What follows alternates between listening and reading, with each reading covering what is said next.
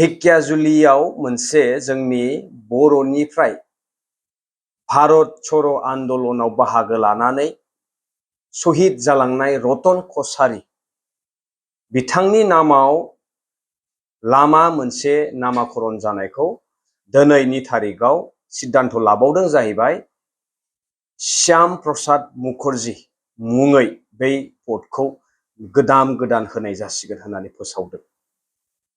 दा बेफोरबायदिखौ जोंनि मानगोनां एमसिएलए बिथां राकेश ब्रह्मआ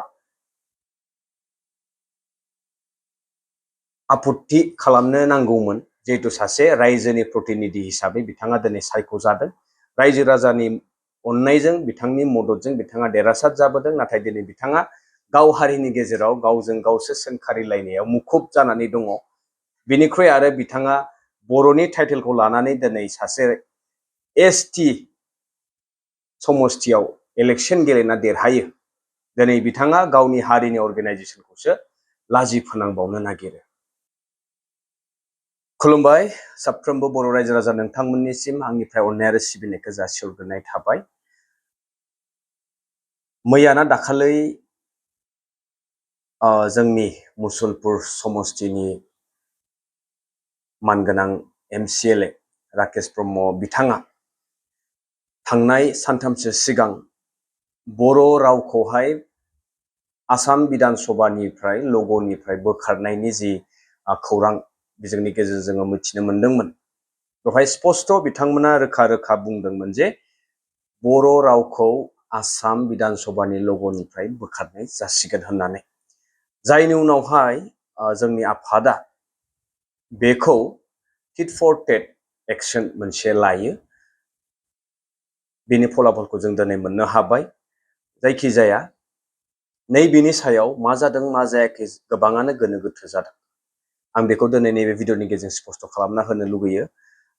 जाथिनि फारसे अन्याय जानायखौ नायनानै जोंनि बर'आ थानो हाया आरो जोङो अन्याय जानायखौ नुनानै नेवसिगारनानैबो थानाङा आं खावलायो। जोंनि बन्धु आफादनि जानानै आं बेखौनो बुङो, जोंनि आबै आबौमोननिफ्राय लानानै बर'नि मोनफ्रोमबो मोनथायखौ जोङो ओरैनो मोनाखै। जोङो बलिदान होबोदों, नांबोदों, सेक्रिफाइस खालामदों, जायनि उनावहाय जोङो दिनै XYZ जाखिनि मोनथाय जोंनि गेजेराव दङ बेफोरो जोंनो सोरबा ओरैनो जासिनानै होआखै। जों बेखौ बिनानै लादों, सेनानै लादों। जों बेखौ जोंनि खौसेथिखौ दिन्थिनानै जोंनि आवाजखौ दैखांनानै डेम'क्रेसियाव जेरै जायनि रावा आवाजआ गोख्रोंसिन जायो बेनिखौ खोनासङो होननानै जों मोनथियो। बे हिसाबै बन्धुआ नैबे गोख्रों आयदाखौ लानानै आवगायनो गोनां जादोंमोन। आसामिस रावजों लिरजानाय माखासे दखानफोरावहाय थानाय हर्डिंफोरखौहाय खोमोरनो गोनां बायद' जादोंमोन। गुबै जाहोनखौ मोनथिनो थाखाय नैबे एक्सनखौ लानो गोनांबो जादोंमोन। बिथाङा दिनै मा खोथाखौ लानानै सासे बर' जानानै बर'नि फारसे सोंखारिनाय बाथ्राखौ बुंदों। आं बिथांनि बुंनायनि स्टेटमेन्टखौ कन्डेम खालामो आरो जोबोद लासिंसिं बिथाङा गावखौनो सासे बर' होनानै दिनै आइडेन्टिटि होनानै लानो हादों। बै आइडेन्टिटिखौ बिथाङा बोरैहाय मोननो हाखो? बिथांनिसिम बे मोनसे सोंथि। आरो लोगोसेनो जि जालांनाय दावराव बेखौ जोङो बेसेयावनो जोब्बाय होननानै सानना लानो नाङा। मानोना जोङो दासान्दि नुगासिनो दङ, नोंथांमोनाबो मिथिखागौ, थांनाय बाराव अभिजित शर्मा होननाय सासे बेक्तिया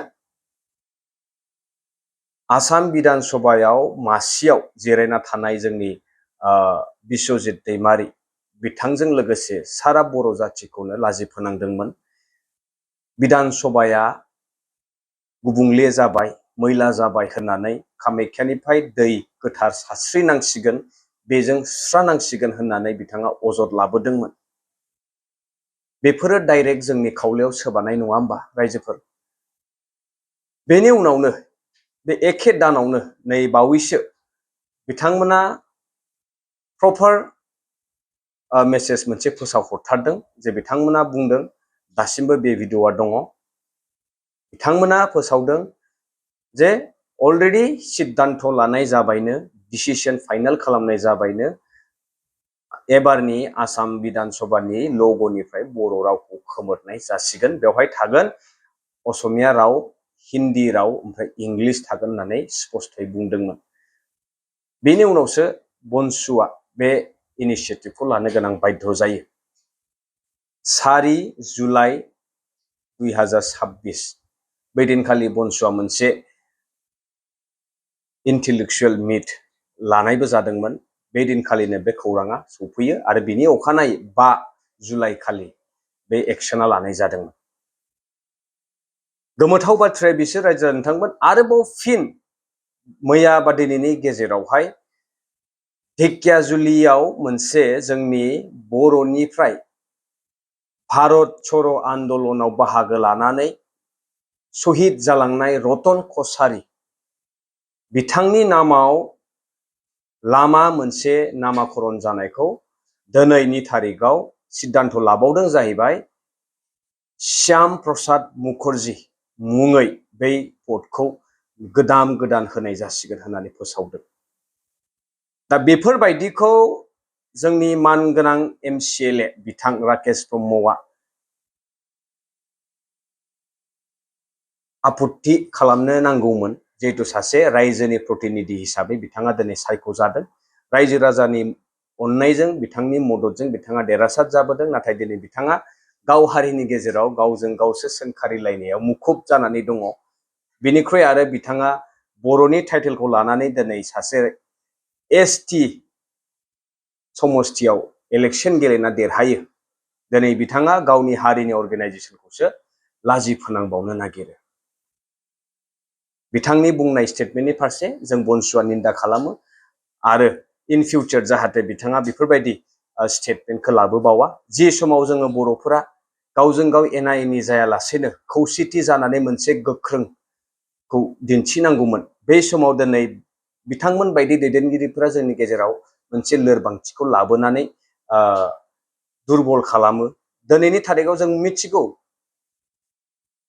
सम होलायलायनो हाया। बयबो गाव गावनि खामानि दामानिखौ लानानै बेस्थ'बो जायो। नाथाय थिग बिदि समावनो साफा सानै जा साहस खालामनानै ओंखारबोयो, जायनि जाउनाव जों दिनै नुबाय बै एक्सननि थाखाय दिनै मा रिएक्शन फैखो। दिनै बै रिएक्शनजों दिनै लग'आव बर' रावा एज इट इज थाफिनबाय। दिनै सारा आसाम नाङैनो बेनि फारसे जोङो नुनो मोनबाय। बर'नि फारसे जोंनि आसामनि रायजो राजाफोरा जोंनि फारसे बा जोंखौ माबे नोजोरजों नायो जों बेखौ दिनै स्पष्ट नुगासिनो दङ। बिदि समावहाय नंगौ माखासे दैदेनगिरि ओरैबायदि जोंनि एक्टिभिटिसखौ नोजोर होनानै जा इनिशिएटिभ जों लादों बेनि फारसे जोबोद बाख्नायदोंबो। आरो बेबायदि समाव बेदि टाइमाव राइट टाइमाव एक्शन लानायानो जोंनि कर्तब्य।